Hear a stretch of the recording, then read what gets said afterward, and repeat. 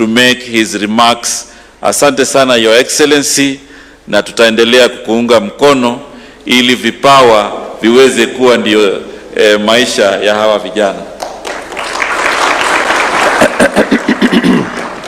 Thank you very much, Salim. Please, let's take our seats. Na asanteni sana na karibuni.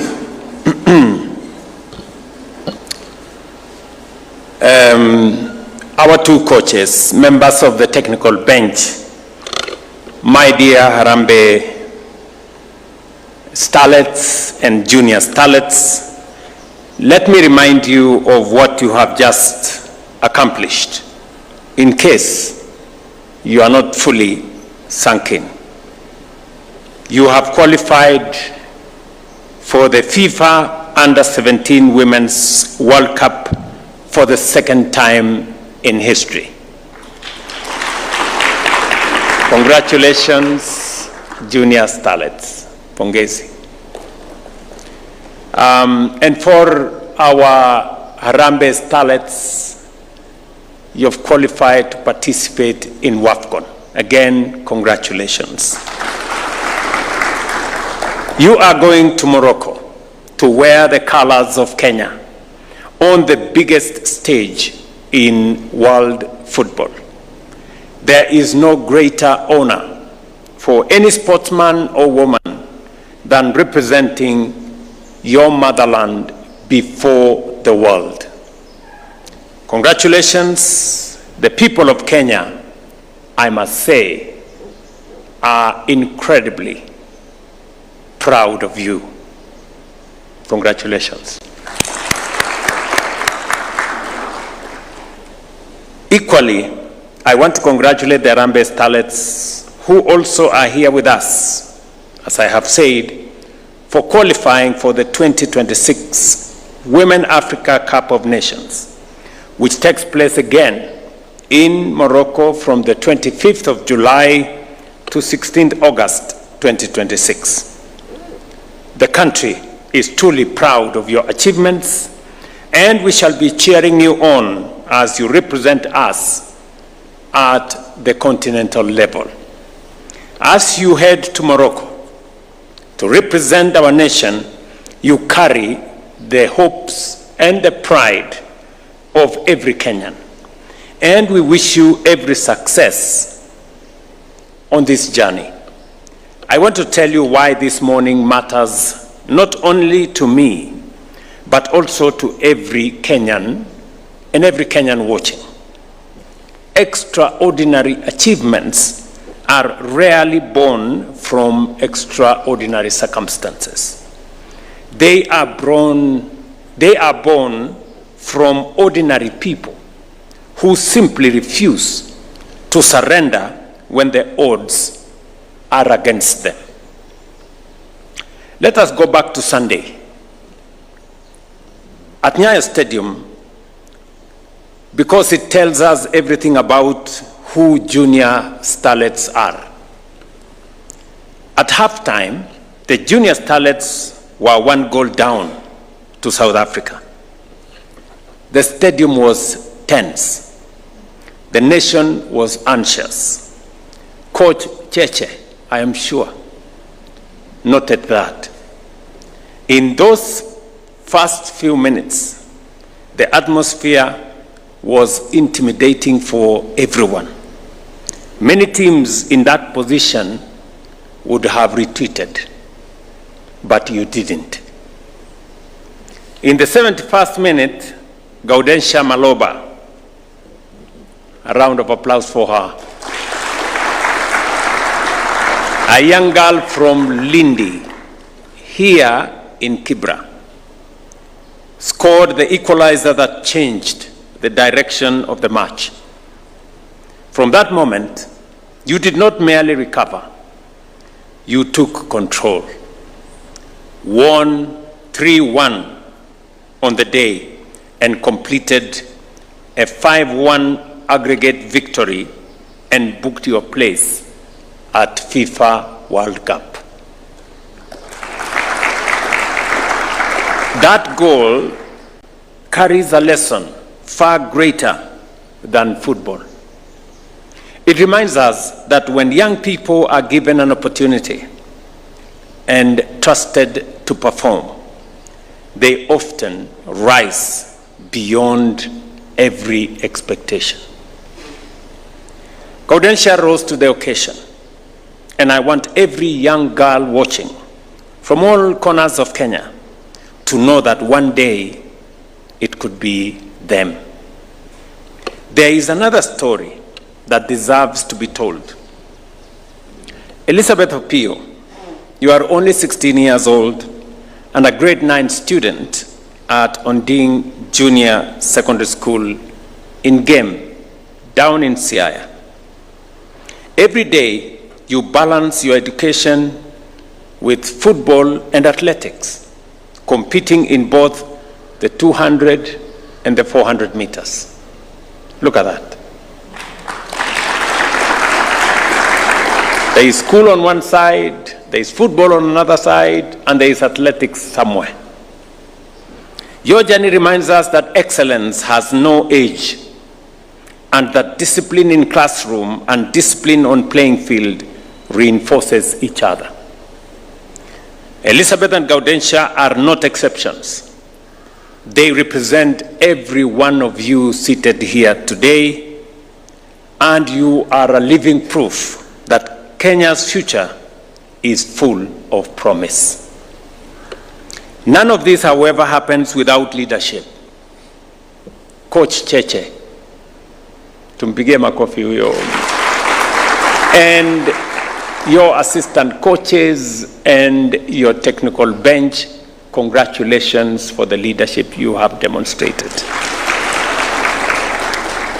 And my coach here, where is the other good coach here? My dear sister, congratulations again, tumpigie makofi, and your assistant coaches and your technical bench for providing extraordinary leadership. Today, the nation salutes you. You have achieved something no Kenyan football coach, man and woman, has ever achieved. You have guided a national team to FIFA World Cup twice. On behalf of the people of Kenya, nasema asante. I equally applaud every member of the technical bench, the trainers, physiotherapists, and support staff. You are the unsung heroes behind the scenes.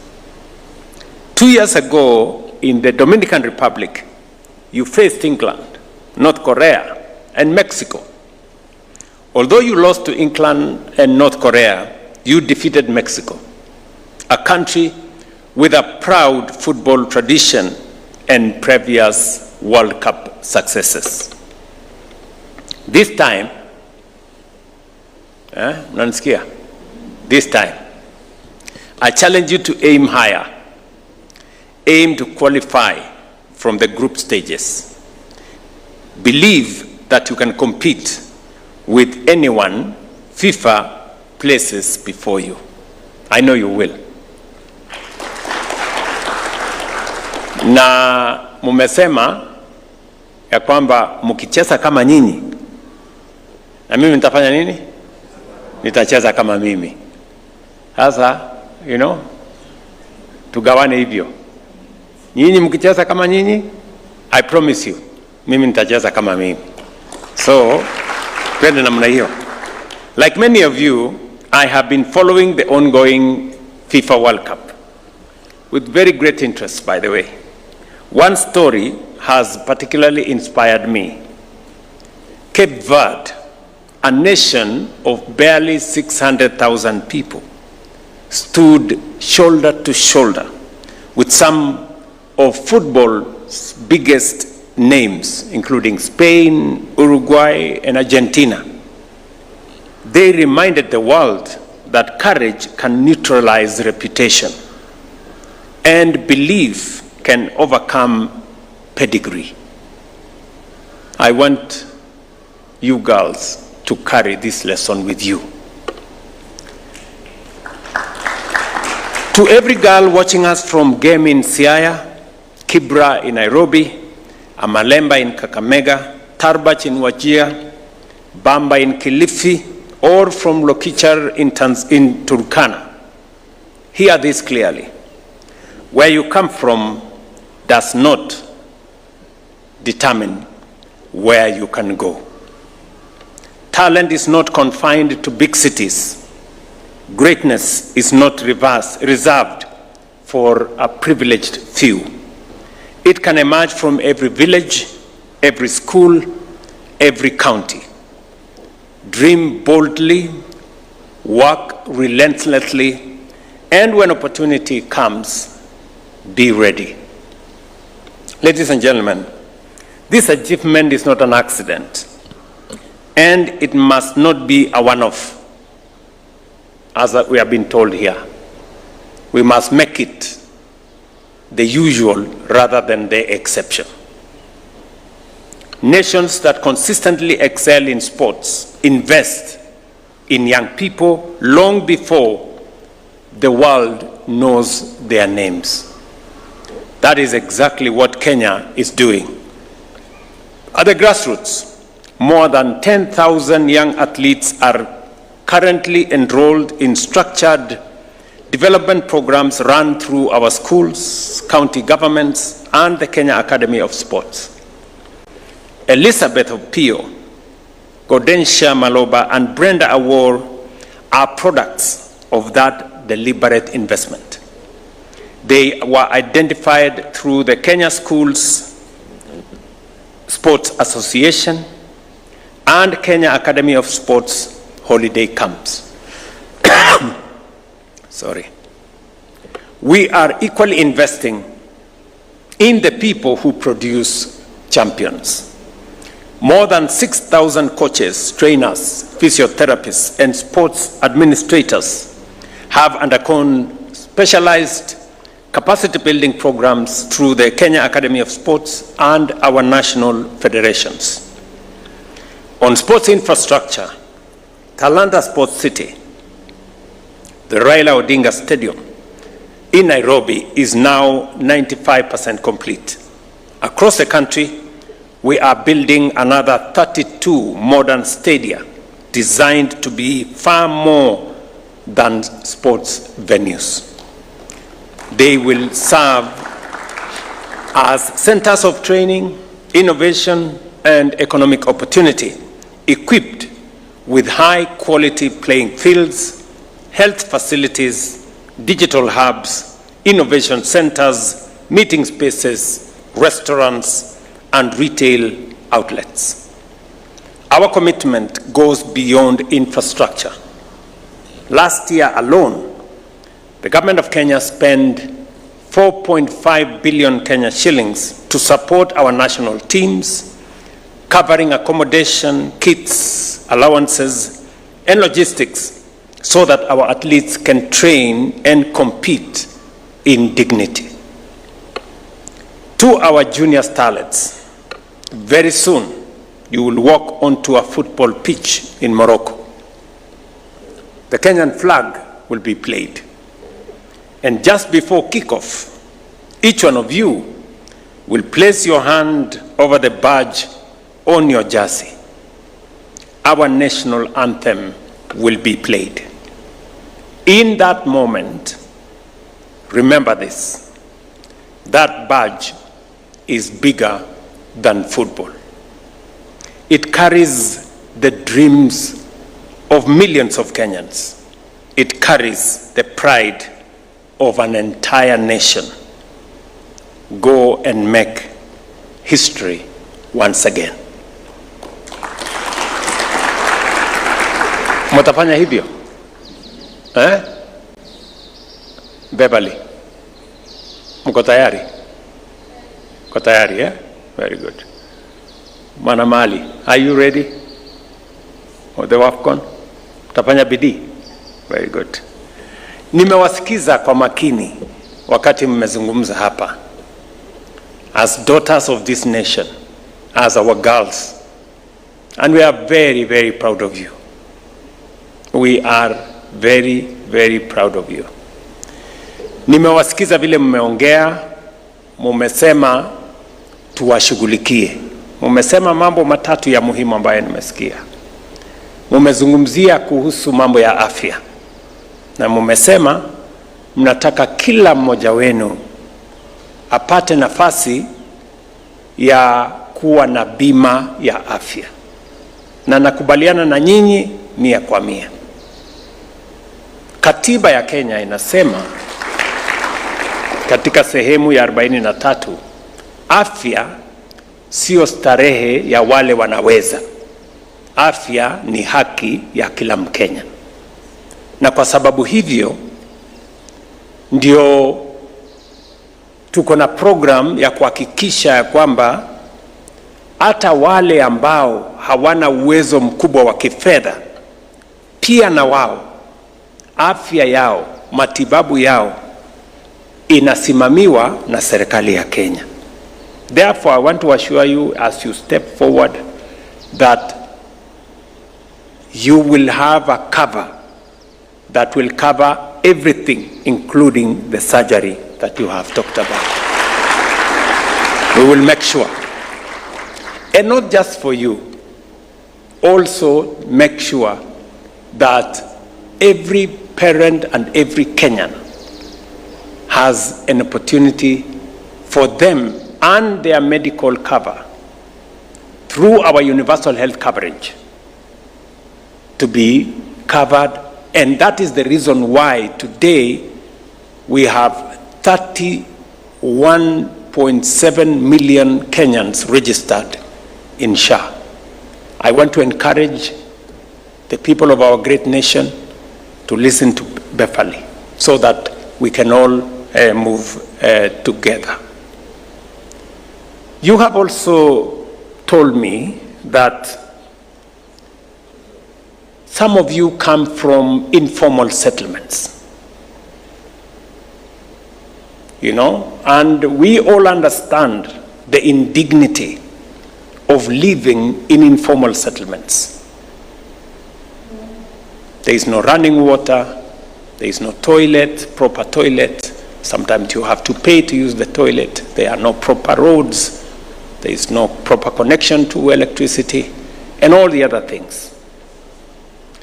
And that level of indignity dehumanizes people.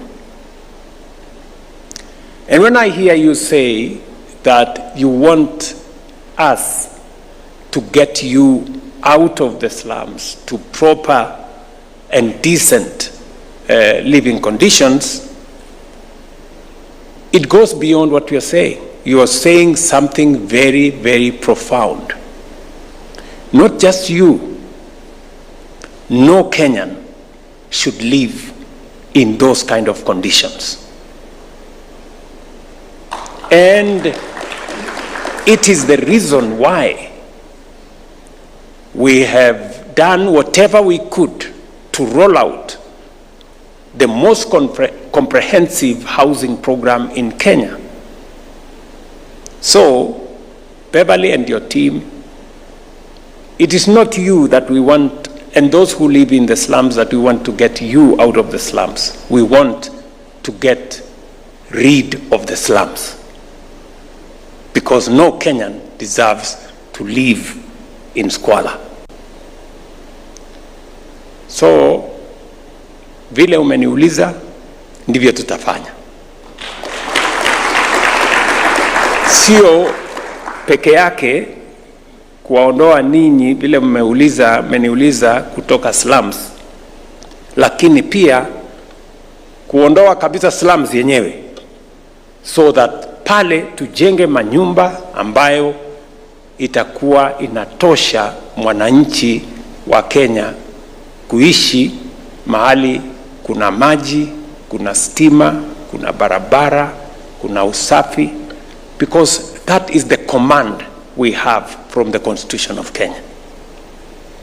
And therefore, this morning, you've spoken to me beyond your circumstances. You are just reminding the nation that there are people who live in dehumanizing conditions, and we must do everything in our power. And I want to promise you, Beverly, as I promise every other Kenyan, that I will do my very best to make sure that we build as many houses as possible, and God willing, in the very near future, between 15 and 20 years, there will be nobody living in a slum. By God's grace. And finally, you have reminded me that vile tulifanya na wale wangwana wa Harambee Stars, tufanye hivyo, si ndio? Sasa na nyinyi tutakubaliana vile tutatembea pamoja, sawa? I want the Ministry of Sports, the CS is here, and your team to calibrate. You know, we need to tufanye deal na hawa warembo wetu. Wakifanya hivi tunafanya hivi, wakifanya hivi tunafanya hivi. Muniandikie, alafu nikuje nipangane na wao, sawa sawa? So si mnajua hata wale jamaa tulipangana na wao, niliwaambia mkisongesha namna hii, mimi nasongesha namna hii, mkisongesha namna hii, bwana president, so utapanga vile tulipanga wale wengine, sawa sawa? So but you promise that you will do your best, right? And I want to promise you that I will be following, and I am very confident that millions of Kenyans will be following. So asanteni sana. I know this was breakfast. We must not make it longer than this. Asanteni sana.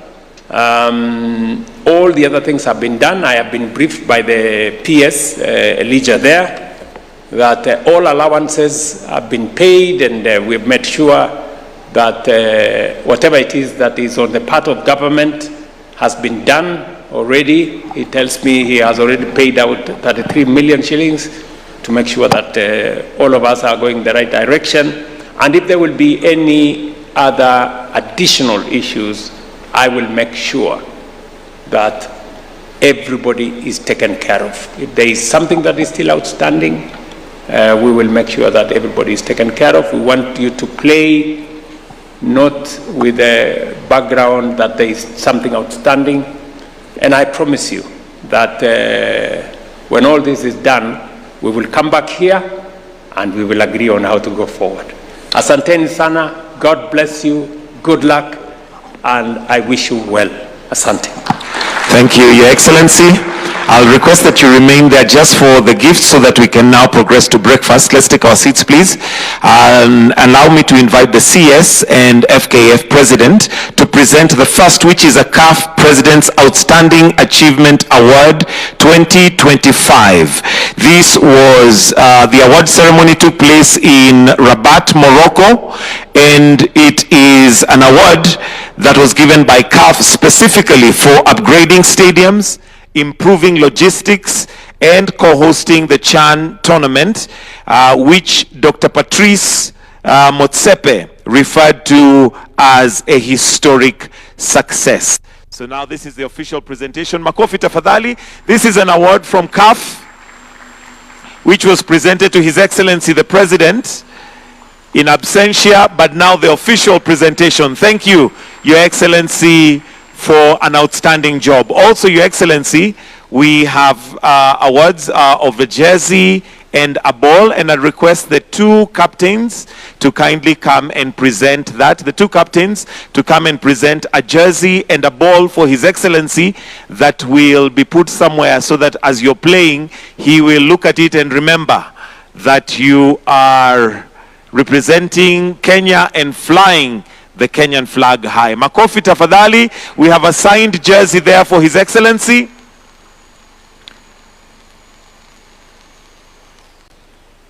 A signed jersey and a ball. Wonderful. Mpira pia tafadhali tumpatie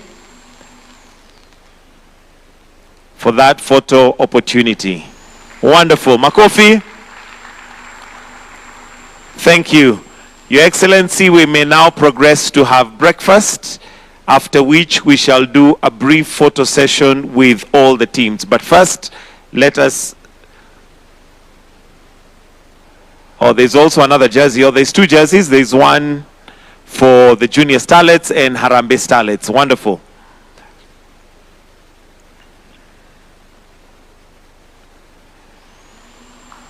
Wonderful.